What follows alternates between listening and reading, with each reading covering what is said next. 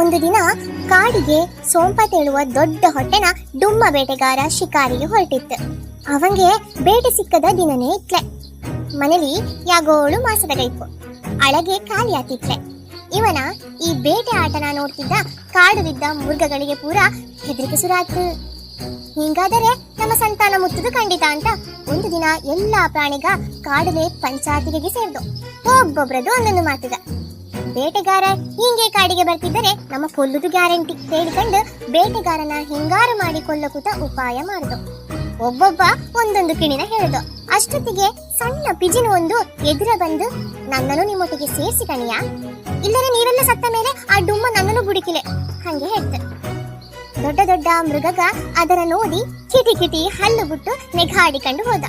ಮಾಂದಿನ ಬೇಟೆಗಾರ ಬೆಡಿ ತಕೊಂಡು ಬಾತು. ಈ ಬೇಟೆಗಾರನ ಕೈಲಿದ್ದ ಬೆಡಿನ ನೋಡ್ದ ದೊಡ್ಡ ದೊಡ್ಡ ಬಿಡಿಸಾತಿಕೆನ ಪ್ರಾಣಿಗ ಪೂರ ಕುಯ್ಯೋ ಮುರತ ಬೀಲ ಕುತ್ತ ಮಾಡಿ ಓಡ್ದು.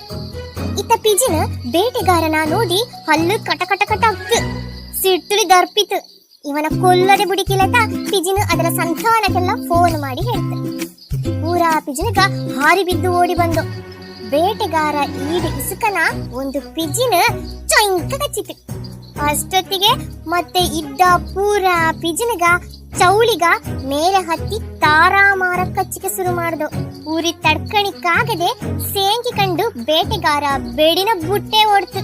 ಅಷ್ಟೊತ್ತಿಗಾಕನ ಒಂದು ಕುರೆಮಣ ಓಡಿ ಬಂದ ಬೇಡಿನ ತಕೊಂಡು ಮರಕ್ಕೆ ಹತ್ತಿ ಕೋಸಿಸಿತು. ಎಲ್ಲಾ ಪ್ರಾಣಿಗಳಿಗೆ ಖುಷಿ ಆತು ನೋಡಿ ಪೂರಾ ದಡ ಬಡ ಓಡಿ ಬಂದು. ಅವೆಲ್ಲವೂ ಪಿಜಿನ ಹಕ್ಕಲೆ ಬಂದು, ನಮ್ಮದು ತಪ್ಪಾತು ಮಾಪು ಮಾಡೋಕೂತ ಹೇಳಿ ಕಾಡು ತುಂಬಾ ಕೊಂಡು ಪಿಜಿನಿಗೆ ಸಮ್ಮಾನ ಮಾಡಿ ಬೇಟೆಗಾರ ಸತ್ತತು ಬೇಟೆಗಾರ ಸತ್ತತು ಹೇಳಿ ಹಬ್ಬ ಮಾಡ್ದು. ಇಷ್ಟೇ ಕತೆ ಮುಕ್ತು.